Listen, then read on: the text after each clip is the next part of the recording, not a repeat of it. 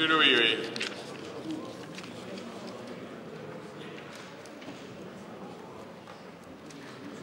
Oui. Monsieur le Président, j'interviens parce qu'une fois de plus, dans cette séance de questions au gouvernement, on m'a mis dans une catégorie qui ne correspond pas du tout à l'énoncé que j'ai déposé ce matin, qui était pourtant clair puisque je faisais plus de 5 lignes, où clairement j'ai indiqué que je voulais poser une question sur la situation de Chypre et voir en quoi notre Premier ministre était capable de rassurer les Belges pour leur montrer que cette situation ne pourrait pas se produire chez nous. Donc je vois difficilement ce que ça a à voir avec le contrôle budgétaire. Je vous interromps tout de suite. C'est au président qu'il appartient d'orienter les questions vers les ministres.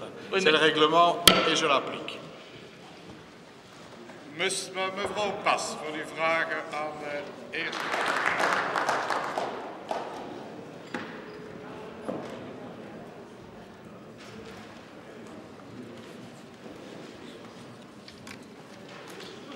Monsieur le Premier ministre, en juillet 2012 et en mars 2013, alors que certains d'entre nous vous interrogeaient sur l'explosion de la dette publique à plus de 100% du PIB, vous avez à chaque fois répondu, et je vous cite, « Le patrimoine financier des ménages dans notre pays s'élève à 200% du PIB et si on ajoute à celui-ci le patrimoine immobilier, nous avons en réalité un avoir de 500% du PIB. Il ne faut donc pas s'inquiéter de la dette. » Et quand le citoyen il entend une telle réponse, il s'inquiète.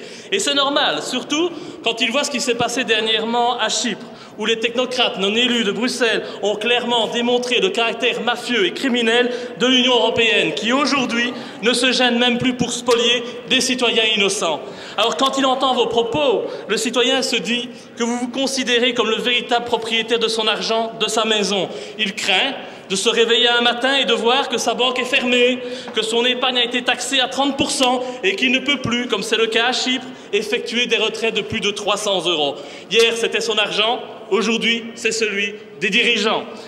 Et donc, au vu de vos propos, qu'est-ce qui peut empêcher les Belges de penser que Chypre n'est qu'une zone d'expérimentation et qu'ils échapperont à la spoliation que subissent les Chypriotes? Rien. Le Belge ne fait plus confiance ni à ses dirigeants politiques, ni à ses banques, et encore moins aux technocrates de l'Europe et du FMI qui, chaque jour, depuis que nous sommes empêtrés dans la crise que vous avez créée, réduisent impunément nos droits et nos libertés, allant même